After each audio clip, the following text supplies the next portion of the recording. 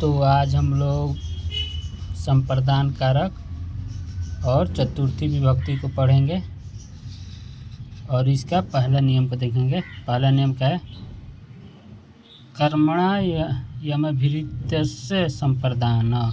ये सूत्र का नाम है, पहला सूत्र का संप्रदान कारक का, यानी यम अभिप्रेति, यम प्लस अभिप्रेति इसका अर्थ हुआ। तो क्या यह नियम कह रहा है कि जब कर्ता कार्य द्वारा जिस व्यक्ति की इच्छा को पूरा करता है तब उस व्यक्ति को संप्रदान कारक कहते हैं। यानी जो कोई करता है वो किसी काम द्वारा जिस व्यक्ति की इच्छा करता है, जैसे मैं करता हूँ और मैं अब एक काम करता हूँ और वह काम किसी दूसरे व्यक्ति की इच्छा के लिए करता हूँ, तो उसमें क्या लगता है, यानी उसको हम संप्रदान कारक कहते हैं। जैसे वह गरीब को धन देता है तो वह क्या हुआ, कर्ता, और एक वो काम कर रहा है। कौन सा काम कर रहा है? धन देने का काम कर रहा है, धन देने का काम कर रहा है। तो वो किसके इच्छा को पूरा करने के लिए? गरीब की इच्छा को पूरा करने के लिए काम कर रहा है। तो पहला फार्मूला यही कहता है कि अगर करता है वह कोई काम कर रहा है जिससे कि किसी की इच्छा पूरी हो तो उसको हम संप्रदान कारक कहते हैं, यानी उस व्यक्ति को। तो यानी उस व्यक्ति यानी कौन होगा? गरीब को। तो गरीब को क्या कहेंगे? संप्रदान कारक कहेंगे।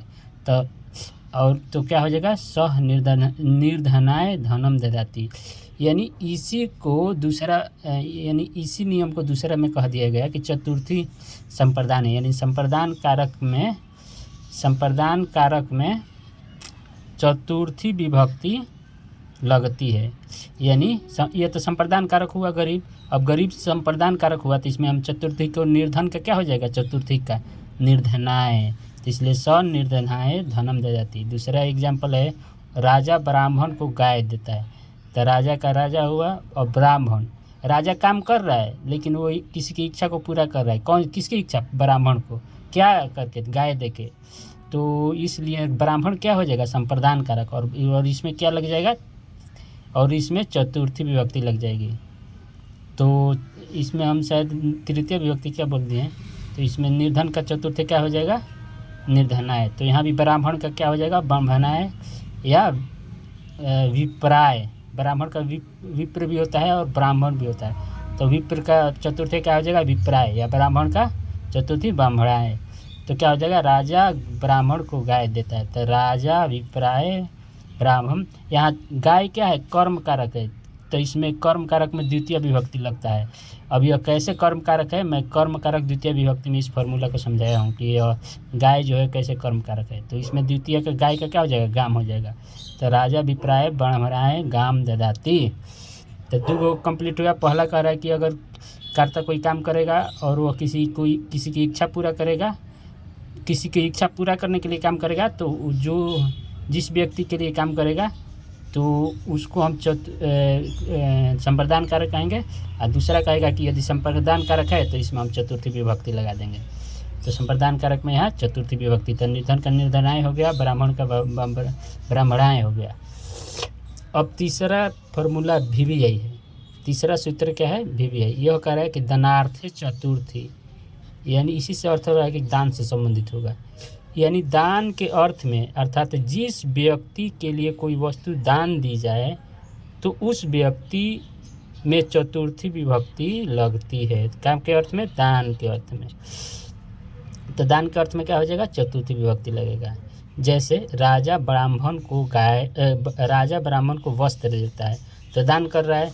तो राजा क्या कर रहा है? दान कर रहा है। तो दानार्थ चतुर्थी, तो इसमें यानी जिसको दान दिया जाएगा तो उसमें क्या लगा देंगे? चतुर्थी। तो राजा किसको दान दे रहा है? यानी ब्राह्मण को दान दे रहा है। क्या दान दे रहा है? वस्त्र दे रहा है। तो क्या हो जाएगा? राजा ब्राह्मणाय वस्त्रम ददाति। दान का अर्थ ये होता है ना कि जो दिया हुआ ले नहीं सकते हैं, तो राजा जब ब्राह्मण को वस्त्र दे देगा तो वापस थोड़े लेगा, तो इसलिए उसको दान कहेंगे। तो दान में क्या लग जाएगा? चतुर्थी विभक्ति। तो क्या हो जाएगा? ब्राह्मण का ब्राह्मणाय। तो राजा ब्राह्मणाय, यहाँ वस्त्र कर्म कारक है इसलिए यहाँ द्वितीय विभक्ति ले जाएगा। तो राजा ब्राह्मणाय वस्त्रम ददाति।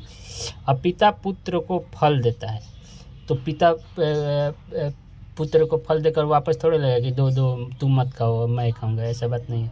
यानी उसको दान दे रहा है। तो पिता पुत्र को, तो किसको दान दे रहा है? पुत्र को। तो पुत्र को फल दे रहा है, तो इसलिए इस पुत्र का चतुर्थी क्या हो जाएगा? पुत्राय। और फल का क्या हो जाएगा? फलम ददाति। तो 3 गो समझ लिए। किसी की इच्छा पूरेगा तो कर्म कारक होगा, और उसमें द्वितीय उसमें चतुर्थी विभक्ति लगेगी। और दान, यदि जिसको दान दिया जा रहा है उसमें चतुर्थी विभक्ति लगेंगे। चौथा क्या कह रहा है? तदार्थे चतुर्थी। चौथा फॉर्मूला का कह रहा है तदार्थ चतुर्थी, यानी जिसके लिए कोई वस्तु हो तो उसमें चतुर्थी विभक्ति लगती है। अच्छा, यानी कह रहा है कि कोई वस्तु है, अगर वो किसी के लिए है तो उसमें क्या लग जाएगा? द्वितीय विभक्ति। जैसे एग्जाम्पल से समझेंगे, यह पुस्तक अध्ययन के लिए। तो जिसके लिए कोई वस्तु, यानी वस्तु क्या है? पुस्तक है। और जिसके लिए और किसके लिए है? तो अध्ययन के लिए है। तो जिसके लिए है ना, तो उसमें क्या लगा देंगे? चतुर्थी लगा देंगे। तो अध्ययन में चतुर्थी लगा देते हैं, क्या हो जाएगा? अध्ययनाय। तो यह का इदम हो जाएगा, पुस्तक का पुस्तकम हो जाएगा। पुस्तक का प्रथमा विभक्ति पुस्तकम होता है, यह कर्म कारक नहीं हुआ है। आप लोग ये मत सोचिएगा कि म लगा हुआ है तो कर्म। पुस्तक का प्रथमा विभक्ति ही पुस्तकम होता है, पुस्तकम ऐसे चलता है। तो इदम पुस्तकम अध्ययनाय अस्ति, यानी जिसके लिए होता है उसमें क्या लगा देंगे? चतुर्थी लगा देंगे। तो अध्ययन के लिए है तो अध्ययन लगा। यह सोना आभूषण के लिए है, तो यह सोना आभूषण के लिए है, तो क्या हो जाएगा?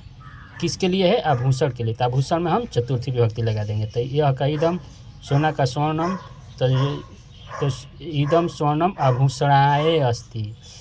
जैसे यह खाना आपके लिए है, यह कलम सोहन के लिए है, तो ऐसे वाक्यों में हम चतुर्थी विभक्ति का प्रयोग करेंगे, यानी जिसके लिए हो तो उसमें हम चतुर्थी विभक्ति लगाएंगे। चौथा नियम भी हम लोग समझ गए। 5वां नियम को देखते हैं। तुम थार्च्य भावनात्, यानी तुम प्लस अर्थात प्लस च, इसका अर्थ यही हुआ। तुम प्लस अर्थात प्लस च, यानी तुमुन। तुमुन मतलब क्या होता है? के लिए। तुमुन का अर्थ हुआ क्या? के लिए। यानी तुमुन क्या है? प्रत्यय। आगे हम लोग जब प्रत्यय पढ़ेंगे तो तुमुन प्रत्यय को पढ़ेंगे। यानी तुमुन प्रत्यय के अर्थ में उससे संबंधित शब्द में चतुर्थी विभक्ति लगती है। यानी तुमुन शब्द आएगा और उससे जो संबंधित शब्द रहेगा तो इसमें हम चतुर्थी विभक्ति लगेंगे। तुमुन का अर्थ होता है के लिए हिंदी में। जैसे वह पढ़ने के लिए विद्यालय जाता है, पढ़ने के लिए, तो के लिए आ रहा है, यानी तुमुन प्रत्यय यानी के लिए आ रहा है, तो इसमें हम चतुर्थी विभक्ति लगा देंगे। तो पढ़ने के लिए, तो यह इसमें क्या लगा देंगे? चतुर्थी। तो वह सह पठनाय या अध्ययनाय दोनों सही है। विद्यालयम गच्छति, तो जिसके लिए यानी के लिए, तो उसमें हम चतुर्थी विभक्ति लगा देंगे। जैसे वह खाने के लिए घर जा रहा है, तो सह खाने के लिए, तो ये इसमें क्या लगा देंगे? चतुर्थी लगा देंगे। तो खादनाय हो जाएगा। और गृहम गच्छति, तो इसमें भी के लिए क्या अर्थ आया? और इसके लिए जिसके लिए, यानी उसके लिए, जिसके लिए मतलब कोई वस्तु है तो उसमें भी हम लगाएंगे चतुर्थी। और के लिए की अर्थ में भी चतुर्थी लगाएंगे। तो जिसके लिए और के लिए दोनों के अर्थ में चतुर्थी लगाएंगे। और दान के अर्थ में चतुर्थी लगाएंगे। और किसी को इच्छा पूरा करेंगे तो उसमें चतुर्थी विभक्ति लगाएंगे। आगे हम लोग देख सकते हैं 5वां नियम। 5वां नियम तो हो ही गया। 6वां नियम देखते हैं। 6वां नियम कह रहा है कि निवारणार्थे चतुर्थी। निवारणार्थे चतुर्थी, यानी निवारण का अर्थ होता है समाधान। क्या होता है? समाधान। के अर्थ में जिसका निवारण हो उसमें चतुर्थी विभक्ति लगाएंगे। अच्छा, यानी किसी चीज़ का हम निवारण कर रहे हैं ना, तो उसमें हम क्या लगा देंगे? चतुर्थी विभक्ति लगा देंगे। जैसे कि एग्जाम्पल से समझते हैं, वह मच्छरों के लिए धुआं करता है, यानी उपाय करता है, निवारण करता है ताकि मच्छर ना लगे। तो जिसके लिए निवारण करता है, तो किसके लिए निवारण कर रहा है? मच्छरों को भगाने के लिए निवारण कर रहा है, यानी मच्छरों के लिए निवारण कर रहा है, यानी उसको हटाने के लिए धुआं कर रहा है। तो मच्छर में क्या लग जाएगा? चतुर्थी विभक्ति।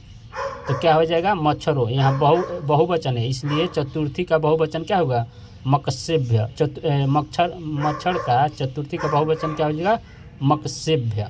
तो समक्षेभ्यम धूमम, धुआं का धूमम होता है, धुआं होता है, तो धूमम करोति हो जाएगा। वह सांप के लिए डंडा लगता है, यानी निवारण करता है, भगाने के लिए निवारण कर रहा है, तो क्या हो जाएगा, तो स यहाँ सांप के लिए, जिसके लिए निवारण करेगा उसमें चतुर्थी विभक्ति, तो सांप के लिए क्या हो जाएगा, तो सांप का चतुर्थी क्या हो जाएगा, सर्पाय। तो सह सर्पाय दंडम आनयति, दंड का दंडम और लाता का आनयति हो जाएगा। और एक और एग्जांपल क्या है, दुष्टों के लिए तलवार लाओ, यानी निवारण लाओ, भाई दुष्ट आया है तो उसको हटाने के लिए उसका उपाय लाओ, उसका दवा, एक तरह से दवाई का काम करो, यानी दवाई करो उसका, यानी क्या करो, दुष्टों के लिए तलवार लाओ। तो दुष्ट हो यानी बहुवचन है, तो किसके लिए निवारण करना है, दुष्ट के लिए। तो दुष्ट के लिए हम निवारण कर रहे हैं, तो दुष्ट का बहुवचन चतुर्थी में होगा, तो चतुर्थी का बहुवचन क्या हो जाएगा, दुष्ट का, दुष्टेभ्य। तो दुष्टेभ्य, और तलवार का होता है खंडगम, तो दुष्टेभ्य खंड्यम आनेयत, आनेय, लाव का आनेय। तो आप लोग दुष्ट पर शब्द, दुष्ट का शब्द रूप आप लोग याद कर लीजिएगा, आगे काम आएगा। तो दुष्ट का शब्द रूप, तो दुष्ट का चतुर्थी में बहुवचन क्या हो जाता है, दुष्टेभ्य। तो ये हो गया छौवा नियम। छौवा नियम मतलब निवारण वाले अर्थ में क्या लग जाएगा, जिसके लिए निवारण होगा उसमें क्या लग जाएगा, चतुर्थी। तो ये समझ गए, यानी निवारण कुछ भी के लिए, जैसे ठंडा भगाने, जैसे ठंडा का मौसम है तो आग का उपाय किया जाता है, तो ये सब उपाय वाले चीज़ में क्या लगेगा, चतुर्थी विभक्ति लगेगा। फल तोड़ने के लिए डंडा लाओ, यानी उपाय कर रहे हैं फल तोड़ने के लिए, निवारण कर रहे हैं,